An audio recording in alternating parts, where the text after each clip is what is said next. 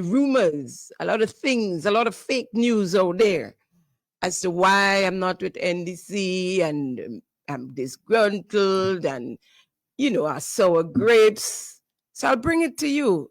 Last week I started and we're going forward, and I'll bring to you what happened in NDC and what happened with me why I'm no longer a card-bearing member of the NDC. So, as I mentioned last week, the infighting between the Peter David faction and, of course, the Tillman Thomas faction, started shortly after the 2008 elections. As a matter of fact, it is safe to say it started from the inception, because actually it started since the campaign of 2003. The termites started working on the ground to unseat Tillman Thomas as political leader of the NDC party. What they hoped was that he would have lost his seat then, that's still in 2003. And of course, in 2008 as well. Both times they hoped that Tillman Thomas would have lost his seat, and the move to put Peter David as the political leader would have come true. So the Peter David faction was unsuccessful both times. Now, I'll say to that, God don't like ugly. So by 2010, with that amount of pressure built, the lid blew off and the shit hit the fan. Peter was able to brainwash the chairpersons of the different constituency as a gensec of the party.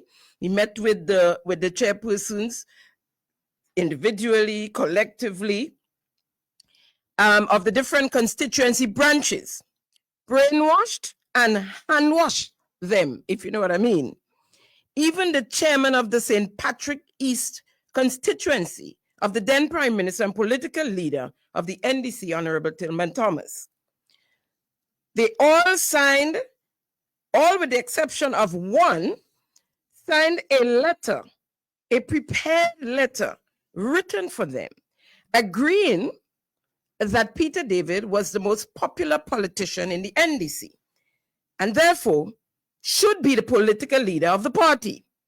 It was said then that heading into the next general election, that Peter David should be the political leader. And in fact, Peter David himself said it. He said he was not going into a next election with a peasant boy as his leader.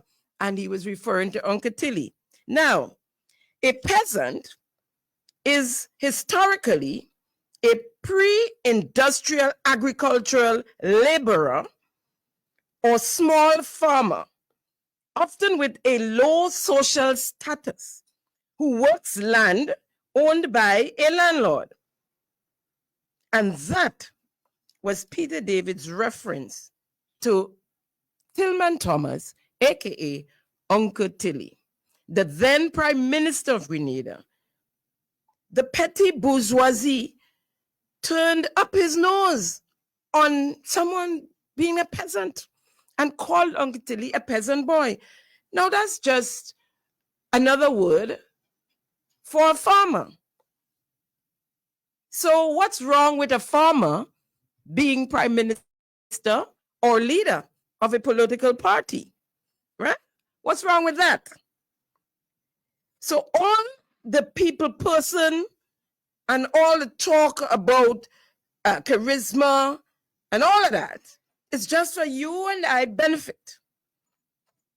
Yours and mine, especially you, the people of the rural areas who are indeed peasants or farmers. In the next general election, Peter David will be coming to you for your peasant votes. I'll call you farmers. So the war began. I sat at several executive meetings that almost came to blows. Literally. Supporters of the Peter David faction came close to assaulting the political leader and then Prime Minister, Tillman Thomas, many times. With him sitting there quietly, him as in Peter David, sitting there quietly, not a word of interference. He then, as General Secretary, held the party hostage, locked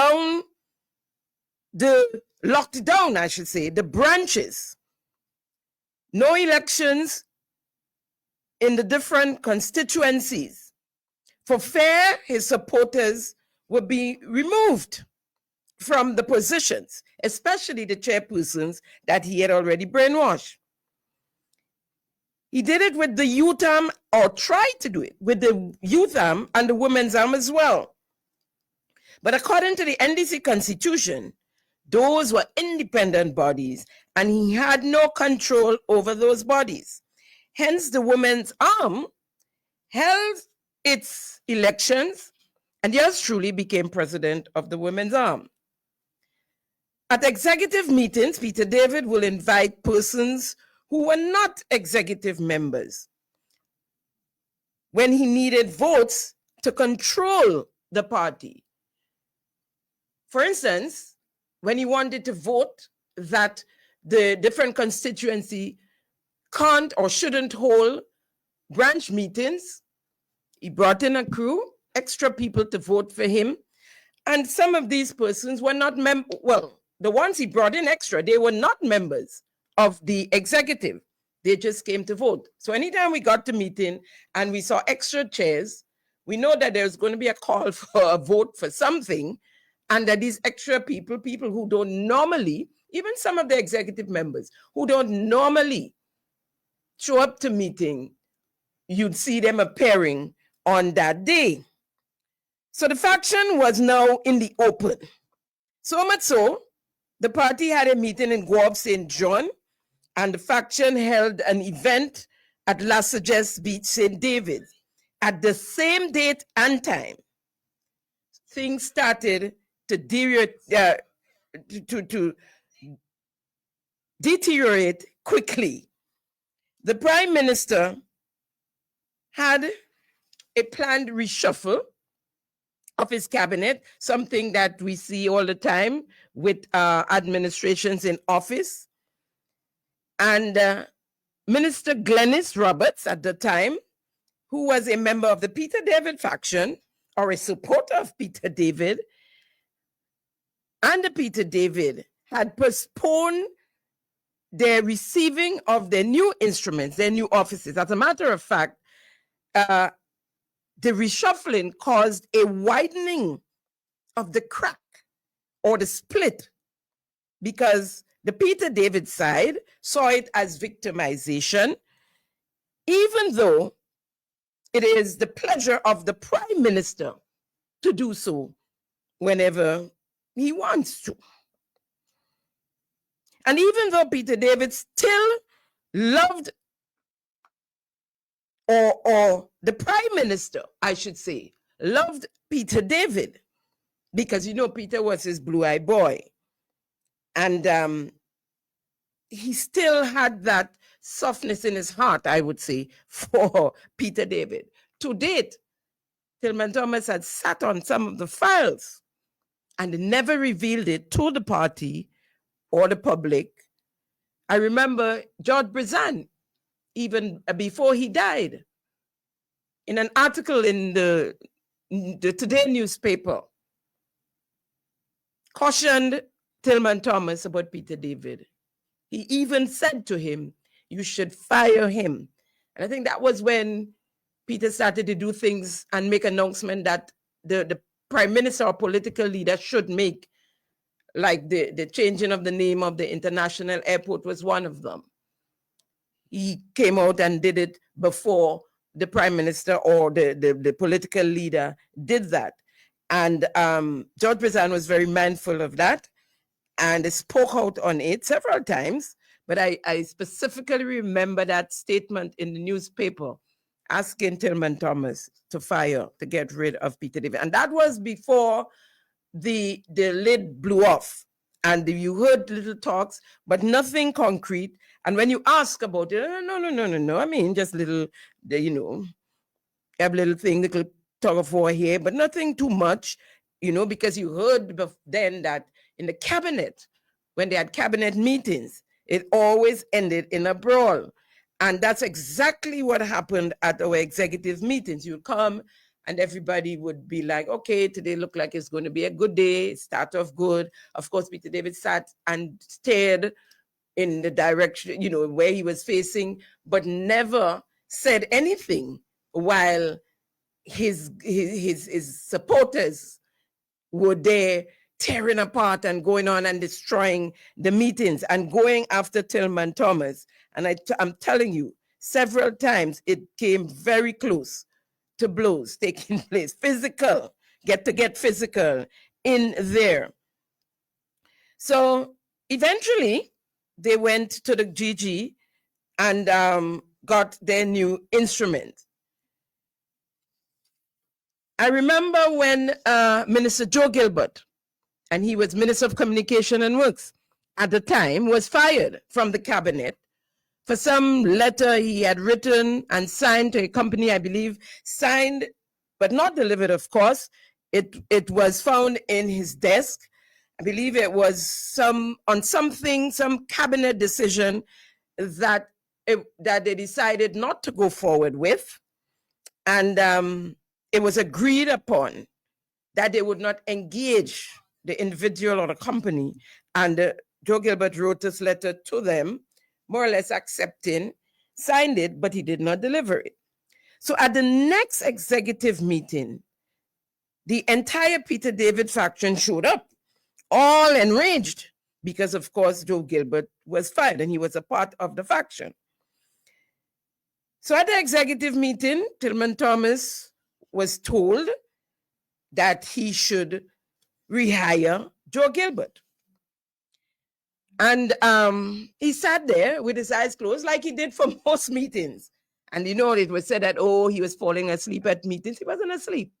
He had his eyes closed and you can see his cheeks, his face getting pinker and pinker and almost purple at a point in time, listening to them go on and on and on, and why Joe should be asked back to come back to the cabinet, right? And after everybody said what they had to say, he opened his eyes and he said to them, "This is a party executive meeting. What happened to Joe was from the cabinet, the government of Grenada, and there is a difference. We shouldn't even be talking this at this meeting, because of course there was a line when Tillman Thomas was the leader of the NDC. There was a line drawn between party and government. You see, when I remember times like those and seeing what's happening now, I often wonder, where is Uncle Tilly? How is it Uncle Tilly can associate himself with this NDC administration, the Deacon-led NDC administration, the corruption, the victimization, nepotism, the eat of food mentality, according to Uncle Tilly? Values and standard too. So many people in Grenada is eating food, they get poison just now. Yes, indeed. They will eat poison just now. And that's what that was the thing with Uncle Tilly. Until they even said that he's a priest and he should go in some church. As a matter of fact, when they tried to wrestle the NDC from Uncle Tilly, and I'm speaking about the Peter David faction there, they had a name for a next party. They said he can form a next party. They gave it a name. I don't remember all of the words now, but it had something about Christian in it, right? Some Christian party. They decided that he could have that while they would run away with the NDC. But the women's arms stopped them. We stopped them. Where are you, Uncle Tilly? Why are you mute now? With this NDC, there's no separation between party and government. The line has disappeared. The line has disappeared, Uncle Tilly. So the split widened and widened. The Peter David faction was planning to call a special convention to remove Uncle Tilly as political leader. But one fateful executive meeting, it was his birthday. That's Peter David's birthday. And him and the rest of his supporters just left. They left one of their persons there as a watchman, I guess. They left to go celebrate his birthday. And that was a chance. I believe Mr. Burke, at the time as deputy political leader, chaired the meeting. And then they decided to outride all that Peter David had put down, saying no meetings in the branches. They override all of those stuff. And so we were able to have branch meetings, branch elections, and choose new chairpersons. And that just rolled out very quickly after that. However, when that happened, the one person that was left, he called Peter to tell him what was going on. By the time Peter came, I mean, I don't even think he opened the door to come in where the headquarters was on Lucas Street. I believe he came through the door because we just saw him appeared, boom, and the bad words, the full letter words, the F sharps and everything came with it. Like, what are you doing? But it was too late. And so then things started to change. And branch meetings were held, new executives were put in place. And so he started to lose ground within the branches. He still had most of the cabinet members and most of the parliamentarians with him. I remember one day I got a call from one of the founders of the party, and who had gone on with Peter David. It didn't last long. He caught himself after a while.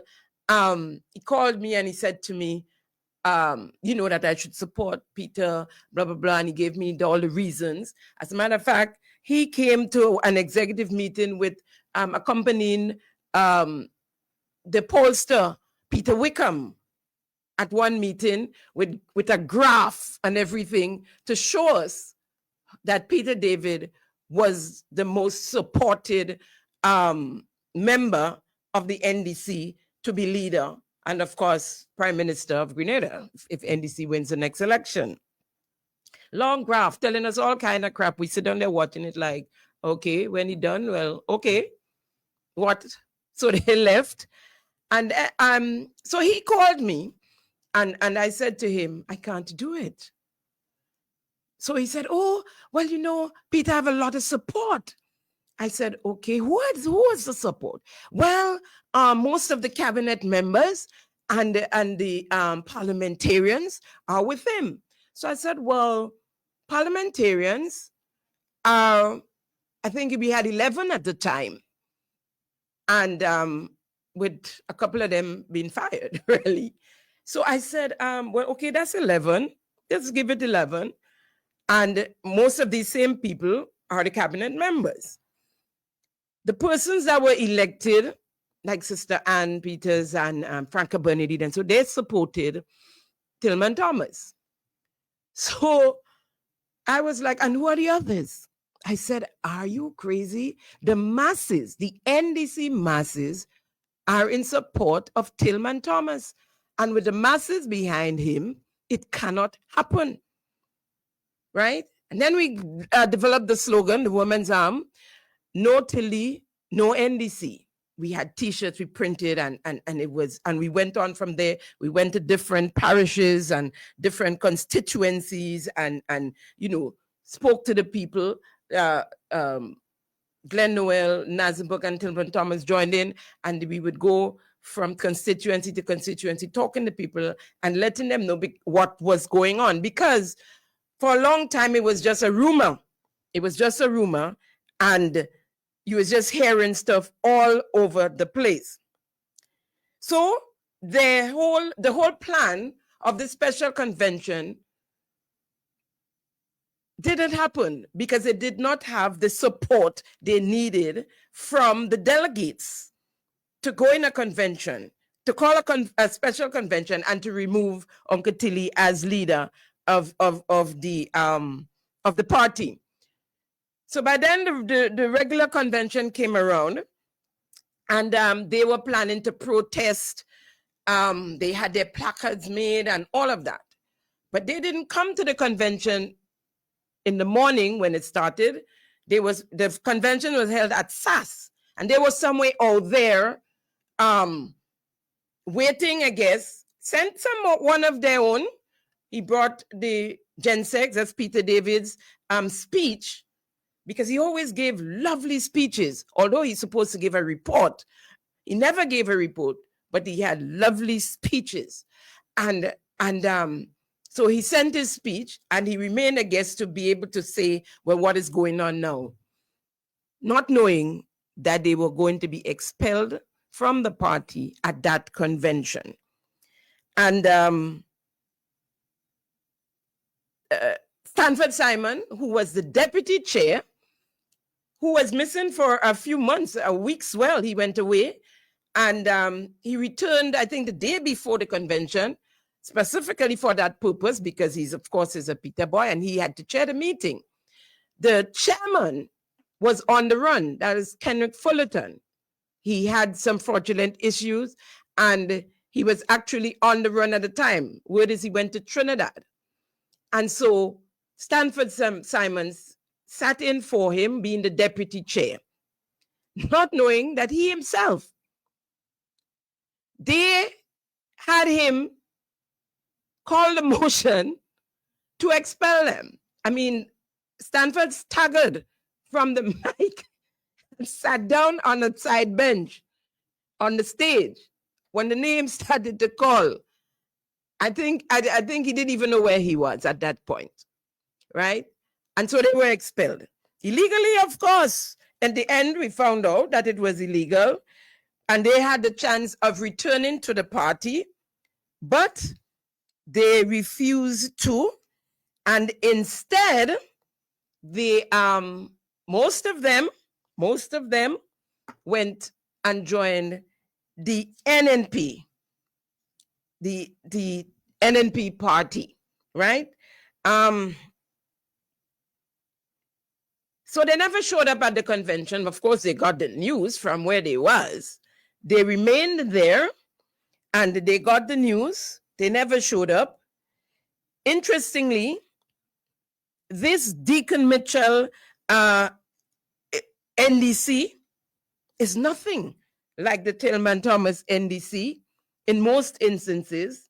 They do, however, possess the curse, and I call it a curse. Several people call it a curse that plagues the NDC from time, ungratefulness, disloyalty, no love for their own, cannibalistic, I call them.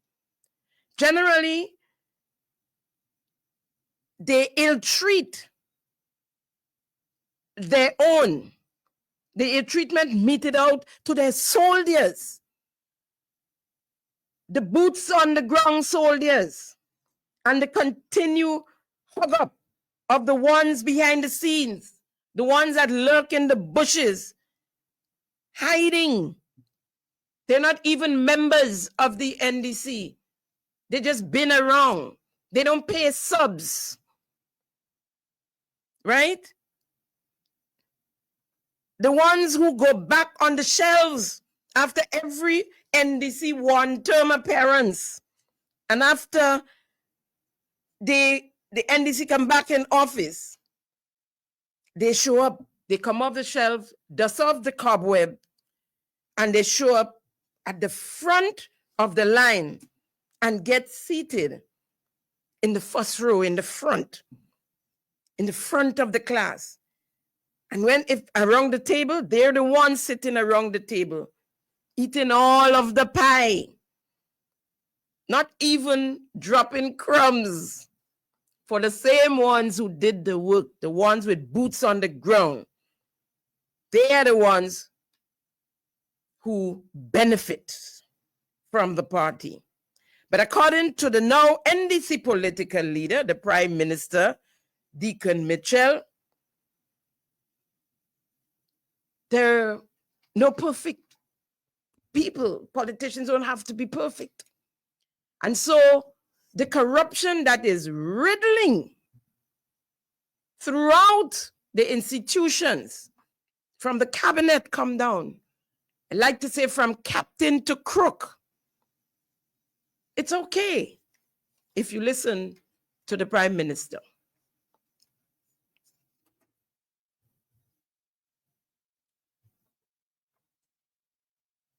That worry you in terms of the optics politically? I mean, No, I think we are transparent. there are a bunch of people now with too much time on their hands trying to get their job back because of corruption issues. We are as transparent a government, I think, as we have seen in my lifetime, for sure. And I think if any issues arises and there's credible evidence of stuff, as a Prime Minister, I'm prepared to deal with it. But what I will not... Did you look into the lotto matter, though? Yes, I looked at it. Because I looked into it and there seemed to have been a bit of credibility to some of the issues. I looked into the issue and I just said to you, which is where I talked about how you handle conflicts in terms of what the legislation says and what has to happen. Right? So I'm saying when people just simply make spurious allegations and come up with all kinds of fanciful stuff, you have to be careful that you don't allow people to draw you in and to make decisions as if you are Jesus Christ and he who is the third sin cast the first stone. I'm saying the very nature of our laws recognize that you have situations where someone who serves on a board may have their firm or their business and so on bidding for work that a particular entity is offering.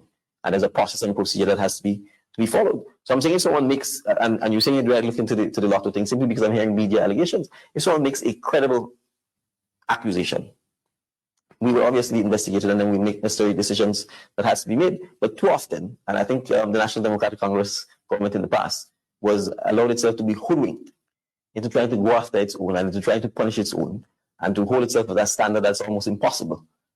When other people are doing all kind of things left, right, and center, getting away with it. So I'm saying we are living in a society where nobody's perfect. And we have to be careful that we don't try and hold people in public office to a perfect standard and then try to hold them at that. So what the Prime Minister is saying there in essence, and the leader of the now NDC, is that Uncle Tilly and that NDC was hoodwinked into firing or to holding some form of integrity within the party. So we'll take a break.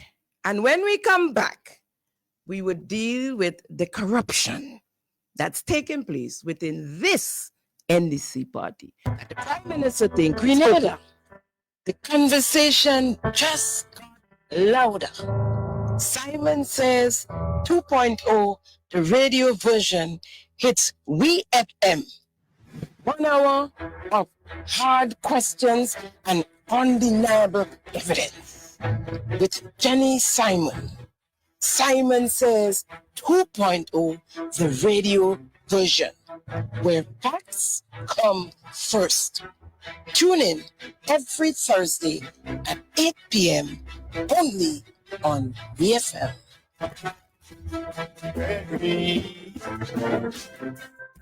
Corruption should be zero tolerance, but I can see it's given mucho prominence. Irrational is NNP used to T, so nothing wrong with NDC now.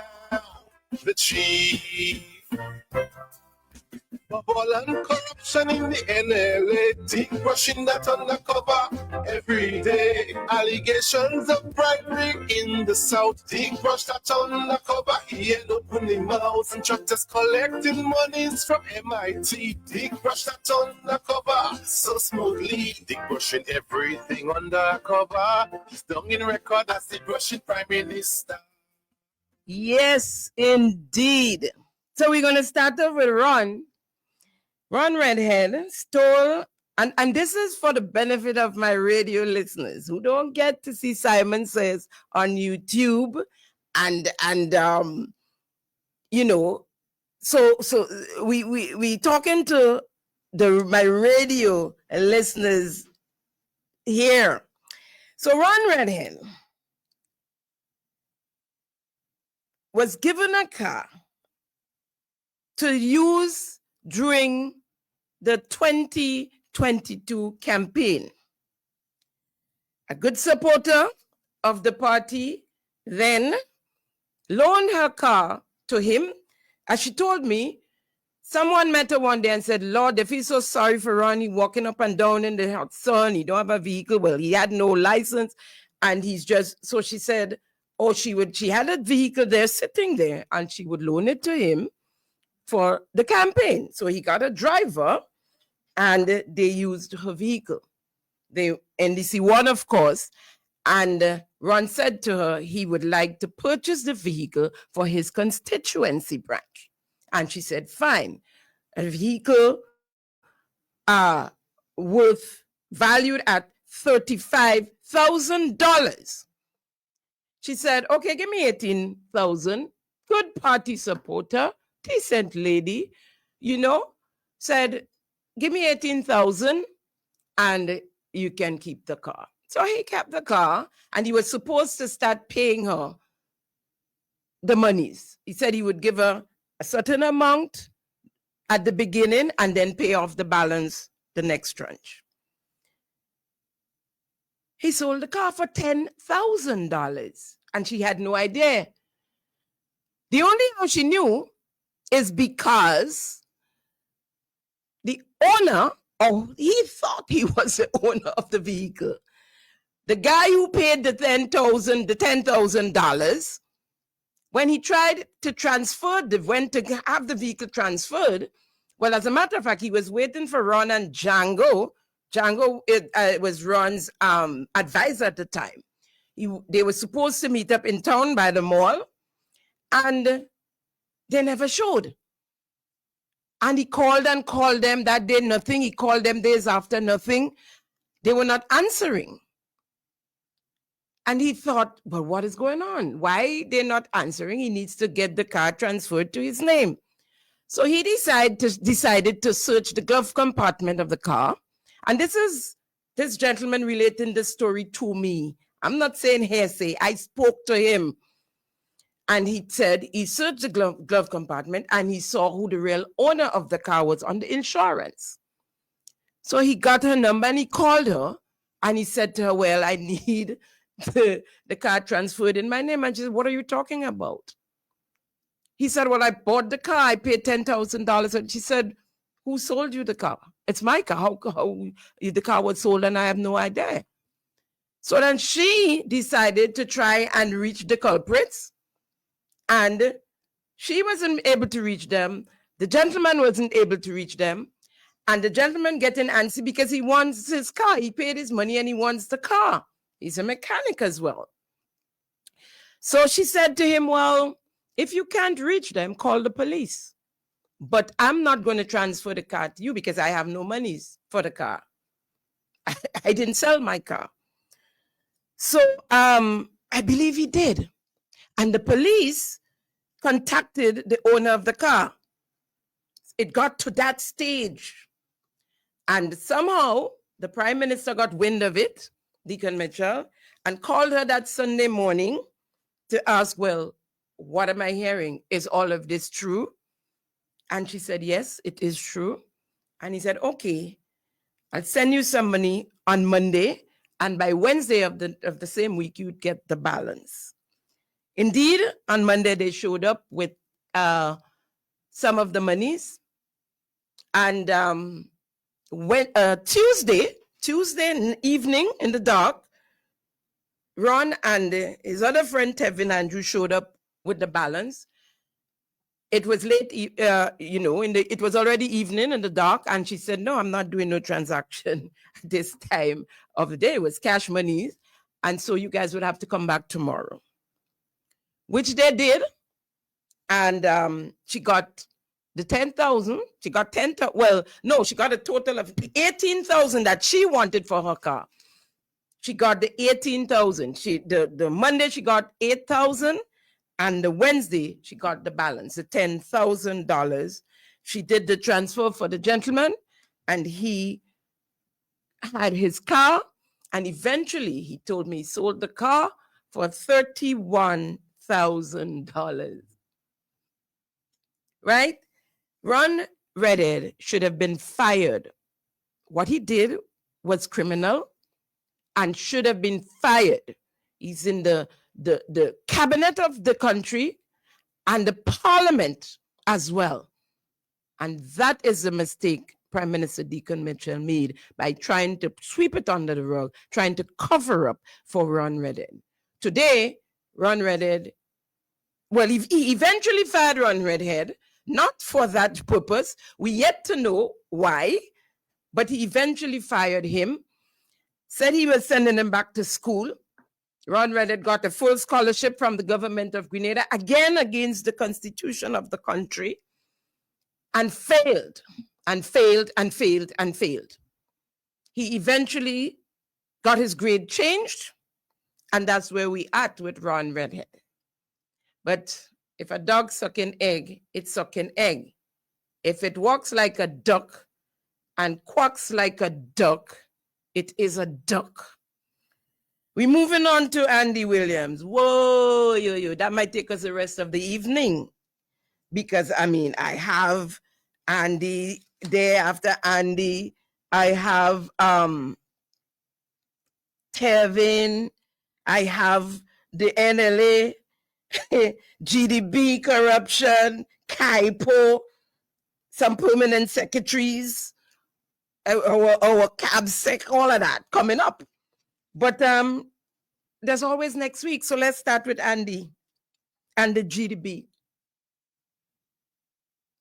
6 months after NDC came in office, Andy Williams got a $300,000 loan from the NDC. First of all, the NDC board of directors, headed by the treasurer of the NDC, Ms. Andrea St. Bernard. She's the chairperson of the GDB board of directors, and all the other members are supporters of the NDC. And of course, they have to help out Andy, because during the campaign, word is that there were supporters, rich supporters in the South, who helped pay out Andy bills. As a matter of fact, I guess that's what he told them he owed. I don't know if he didn't think the rest would have come out. And he went in the church, and he confessed to one of the hotels that he stole from. No, where he confessed, Prime Minister Deacon Mitchell, being the corporate lawyer then, was legal advice for that hotel. Plus, it is alleged he also had shares at that flamboyant hotel. So he admitted to that and said he could have been in jail now, and he thanked God, and you know the usual. Didn't talk about the others, like Grand Beach, and so on and so on and so forth. So they gave him $300,000 from the MSME program. Now that program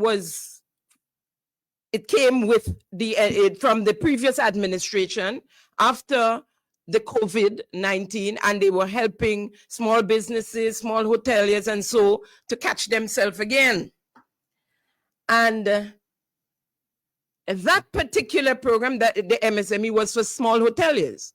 I don't know if Andy had a hotel. They might be able to tell us, Ms. St. Bernard and her group, but he got the $300,000, the maximum amount $300,000. Now, according to our constitution, that should not happen as well.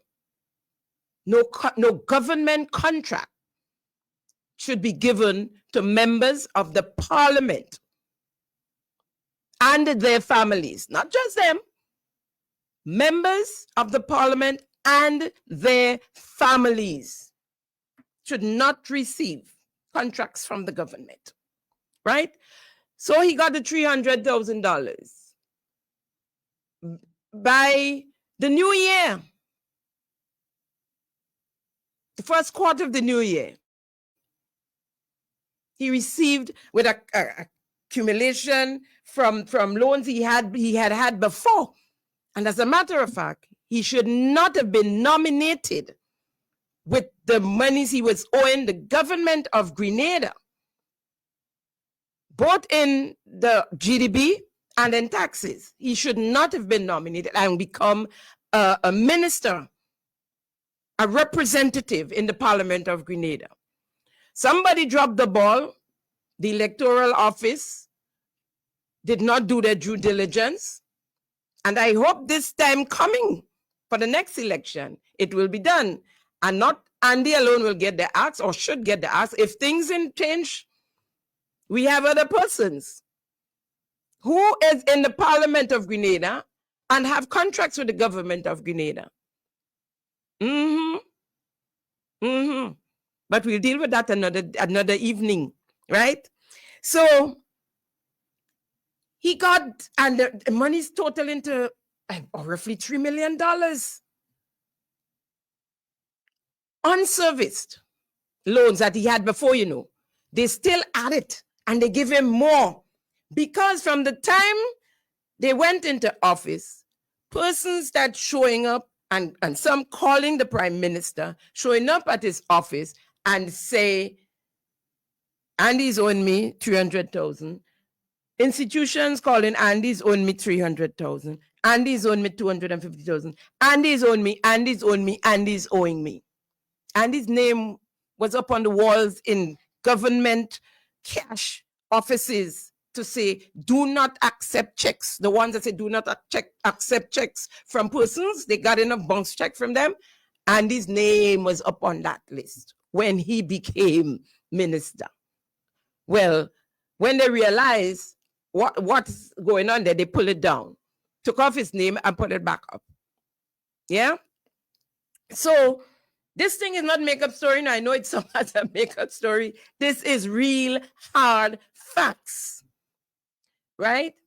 The securities for the loans, he had a house in Montparnasse that he was behind in mortgage payments. He had his parents' house and 2 lots of land, small lots of lands he had in St. David's. His deeds of charge, 5th and 6th deeds of charge was prepared by a member of the board, Mr. Trevor St. Bernard, Attorney Trevor St. Bernard. Unethical, conflict of interest, right? And in that deed of charge, I think it was the 5th deed of charge, he was told that if by May, was it May or June 2023, he paid $300,000 to the bank, he would get back his securities that he had in the bank for millions of dollars, you know. So he paid them the $300,000. I'm sure he fried them in their own fat. That might have been the $300 he got from the MSME that he had there somewhere in some bank or something holding on to. And he received the securities. So now as we speak, the millions he owed in the development bank is unsecured. So he must pay it. He must pay it back. What they're going to take? They can't take nothing. They have nothing to take. They gave it back to him. Right? He got the house sold, $600,000. And the person that bought the house, Mr. Nelson Louison, he was introduced to him. He said, look, that man in trouble, you know, he really needed some help. He has to sell this house because the bank was going to sell the house. No, that's another story I can't put together at all. Because if the GDB had the house as security, how it is that another bank had the mortgage and unpaid mortgages. So the security of the house in the GDP, in my mind, was in words only. I don't understand it. I'm sorry. I can't explain that one to you guys. Anyhow, he sold the house, and with the conversation that was held, realizing that he broke and he need to pay all these people, and so bring talk, as we would say, and he was given an extra $115,000, a golden shake, and we call it, aka a bribe, which is a crime. He was given a bribe in exchange for the Cliff Road project that we see here struggling, that was supposed to be an 8-month project and is going on 2 months now. 2 years now, I'm sorry. Right? A year and some gone. We head into 2 years and it is struggling. And it is struggling. Right? Now, Andy Williams, that's when the prime minister used to leave him as acting prime minister. But things bad now, things grimy. And so this is about the 5th or 6th travel. And he's no longer driving in PM2, no longer. Toes, Prime Minister Lennox Andrews has the pleasure. You see, again, the Prime Minister decided to act too late with Andy Williams. Committed all the crimes already.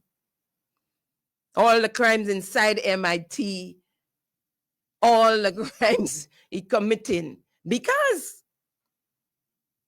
the Minister of Finance said in explanation what is going on inside MIT is illegal. His words, because the only ministry that's supposed to deal with finances, paying of service providers and contractors and so, is the Ministry of Finance. But we come into MIT just now. Let's finish off GDP. So, Mr. Andy Williams got $100,000 in hand and $15,000 to renovate the beat-up pickup truck that he had. Right? So $115,000 in exchange for the contract. Oh, yes, I say, oh, he was a minister and ministers don't sign contracts. We know that. But what we're saying is he signed off on the contract. We didn't say he signed the contract. He signed off as a minister, because when the prime minister left him as prime minister, he is also responsible for the 8 ministries the prime minister don't do nothing in anyway. He don't do nothing in the ministries. So Andy was acting Minister of Infrastructure.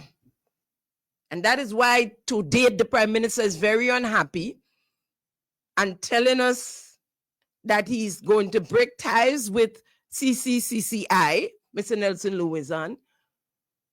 That's Andy friend there who gave him the bribe, right? And he's unhappy with them, and he's been cussing at them, and he's frustrated. But as I understand it, they're still on the project. Because why? It's not as easy to get out of a contract with a contracting firm like that when agreements are signed. So after he told us that that's it, they're separating themselves and he bringing in subcontractors. He did. bringing some contractors on the job, but he can't get out of the contract with Mr. Louison just so. Right? So, Andy Williams took a bribe, which is a crime. Bribery is a crime. And he is still in the cabinet of Grenada and the parliament. According to the prime minister, he will not be hoodwinked. And nobody is Jesus Christ, right? He's not thinking so these days. He has since pulled the Build Back Better program from Andy. You see how he quiet like a mouse? Yes, tension in the oval. Tension in the oval. He's telling people he know if he running this time, he know if he going back. My father used to say, when you have good foot, take in front. His deceased, may his soul rest in peace. So he took the bribe, and well, that's a story for another day. But he took the bribe, and he know he took the bribe, and I'm sure the prime minister know he took the bribe, and many others inside the cabinet know he took the bribe. But it was swept under the carpet, and as the word is, the prime minister say he had enough now. He's on his own. He's on his own. Yeah, so all of you supporters who was defending him, they lie on Andy. Time will tell. All in good time. All in good time. Right? So we're going to talk about the Build Back Better before we close down. And next week, we're going to move into MIT because MIT is a story for itself, earlier. What was taking place in MIT, the movements of monies that takes place inside the MIT. The Build Back Better program, my friends. And they received monies from the supplementary estimates of 2024. It was in September of 2024. A total of $24.5 million. Right? $8 million for small roads, for 26 houses, one way, and another 15 one way in St. Patrick's. The 26 houses were supposed to be renovated and the 15 brand new houses to be built. Right? 1.5 million, 1.5 million for cleanup purposes. And 15 million to build 200 houses at 50,000 per house. We're still looking for the 26 houses, the 15 the next way, and the 200 houses at 50. The doors was to be sold at 50,000 per house. Lo and behold, in the 2025 budget presentation, 24 budget presentation for the 2025 budget, right? We were told that Andy overspent $17.8 million more than he was estimated. $17.8 million more, my friends. And still was given an allocation for the 2025 budget at $43.891 million. And to date, we're told that he has already gone over that budget and overspent by another $12 million. Members of the cabinet are grumbling because they can't get monies to do nothing in their constituency. And Andy's just having a good time. All the reason why probably the Prime Minister decided that's it and pull the housing project, the Build Back Better project from Andy and MIT to be continued. Tune in next week, same time, same place, for Simon Says 2.0, the radio version.